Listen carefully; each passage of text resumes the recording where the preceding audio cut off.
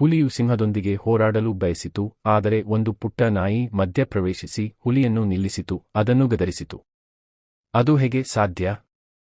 ಈ ಹಿಂದೆ ಮೃಗಾಲಯದಲ್ಲಿ ಹೊಸದಾಗಿ ಹುಟ್ಟಿದ ಹುಲಿ ಮರಿಗಳ ಗುಂಪಿತ್ತು. ತಾಯಿಯಿಂದ ಕೈಬಿಟ್ಟು ಮತ್ತು ಕುಡಿಯಲು ಹಾಲು ಇಲ್ಲ. ಈ ನವಜಾತ ಹುಲಿ ಮರಿಗಳನ್ನು ನೋಡಿಕೊಳ್ಳಲು ಮೃಗಾಲಯದ ಸಿಬ್ಬಂದಿ ಸೌಮ್ಯವಾದ ಗೋಲ್ಡನ್ ರಿಟ್ರೈವರ್ ನಾಯಿಯನ್ನು ತಂದರು. ಅದು ತನ್ನ ದೇಹವನ್ನು ಶಿಶುಗಳನ್ನು ಬೆಚ್ಚಗಾಗಲು ಬಳಸಿತು, ತನ್ನ ನಾಲಿಗೆಯಿಂದ ಶುದ್ಧವಾಗಿ ನೆಕ್ಕಿತು ಮತ್ತು ಅವುಗಳನ್ನು ತನ್ನ ಸ್ವಂತ ಸಂತತಿಯಂತೆ ನೋಡಿಕೊಳ್ಳುತ್ತದೆ. ನಾಯಿಯ ಆರೈಕೆಯಿಂದಾಗಿ ಈ ಹುಲಿಗಳು ಸಹ ಸೌಮ್ಯವಾದವು. ಸಮಯ ಕಳೆದಂತೆ ಈ ಚಿಕ್ಕ ಮಕ್ಕಳು ಕಾಡಿನ ರಾಜರಾಗಿ ಬೆಳೆದರು. ಅವರ ಗಾತ್ರವು ಅವರ ಗೋಲ್ಡನ್ ರಿಟ್ರೈವರ್ ತಾಯಿಯ ಗಾತ್ರವನ್ನು ಮೀರಿದೆ.